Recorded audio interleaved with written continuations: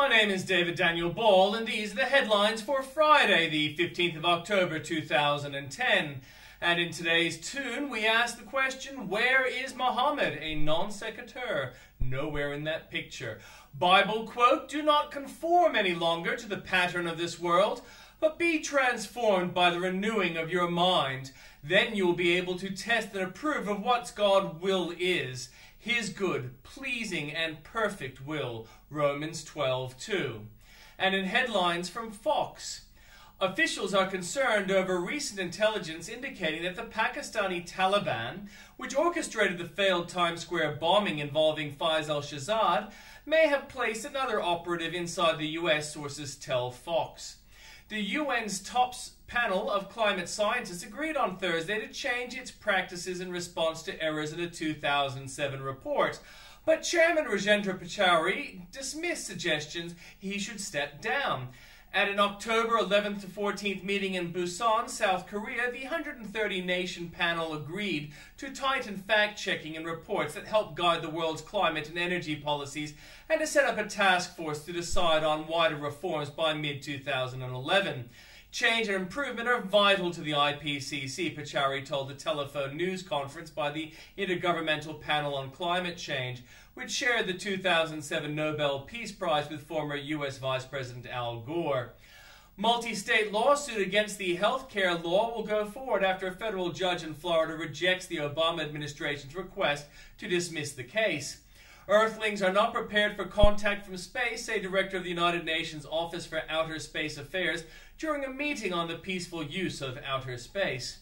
A military veteran in Florida is heading to the court later this month to face criminal charges for removing a tattered American flag from a local real estate business.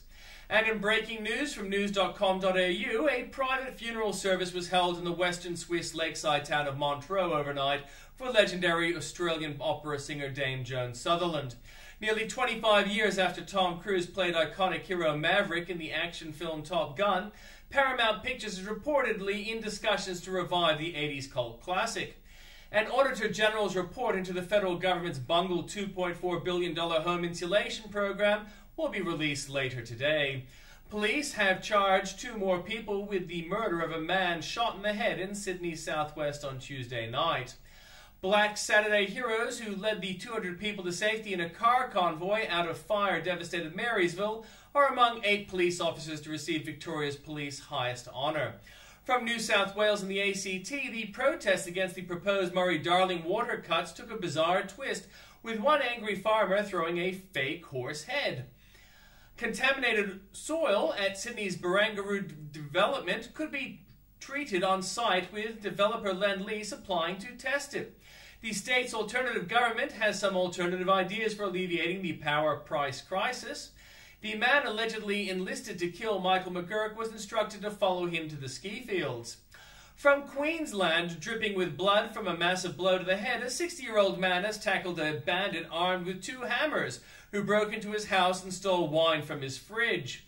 A tip-off from America to let the biggest cocaine bust in Queensland's history at a sleeping marina north of Brisbane. New furniture blamed for emitting elevated levels of potentially toxic chemical in Bayside classrooms could have been installed in other schools. Police have defended the decision not to DNA test clothing sourced by Bruce and Dennis Morecambe with the help of persons of interest in the case. From Victoria, 11 knives and meat cleavers were seized during a police blitz in Melbourne's outer southeast last night. Former Premier Jeff Kennett says he was twice shot at and his house was vandalized during his reign. A dad who murdered his 3 sons by driving them into a dam will find out today if he is to die in jail. From the Northern Territory, a woman at home alone was terrified when she heard someone taking a shower in her house. After a few drinks, a refreshing shower can do a world of good. Just make sure it's your own house. An archer assassin took aim and fired at a pedestrian in a deadly drive-by shooting. From South Australia, support for Mike Rann, once the most popular premier in the nation, has slumped so far that barely a third of the state's voters support him. Hail, rain, and a return to wintry weather can be expected in South Australia today. One of Adelaide's most prestigious girls' schools has been forced to close at the end of the year and merge with another school because of declining enrollments. Burning copies of the Murray-Darling Basin Authority report is an understandable response from farmers to very scary water use, says Carleen Maywald.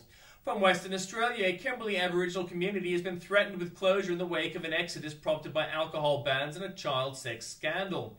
Greens leader Bob Brown has slammed West Australian Premier Colin Barnett's decision to compulsorily acquire land in the Kimberley for a gas hub. Liberal senators are trying to stamp out a growing movement among Labor MPs to end live animal exports, calling it misinformed and dangerous. Nothing new from Tasmania. From the Journalist Corner, O'Reilly, Muslims killed us on 911. Why did the ladies lose it and walk off? Bill explains his explosive appearance. Governor Haley Barbour reacts to the VP's midterm stumping campaign.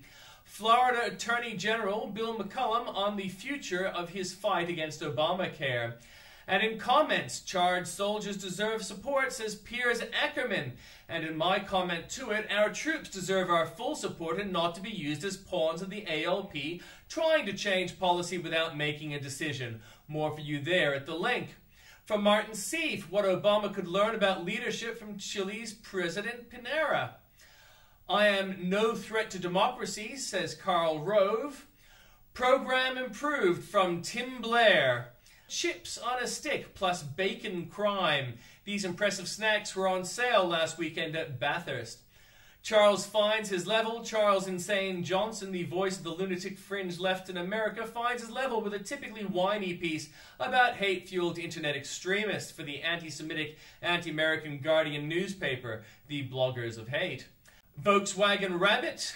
And from Andrew Bolt, we have Cameron shows Gillard how it's done.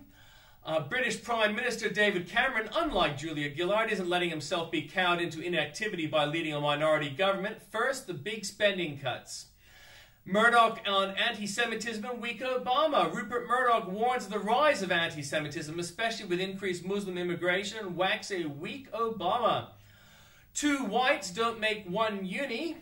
Labour paid up $330,000 for every part-time job it created. But the children are dead. Why is Flannery still taken seriously? 5 reasons not to trust this jihad against our farmers. The Latham of journalism. An apology to India. It's not hate speech if the left says it later. Gillard goes to water. Why did the Bureau remove the rain?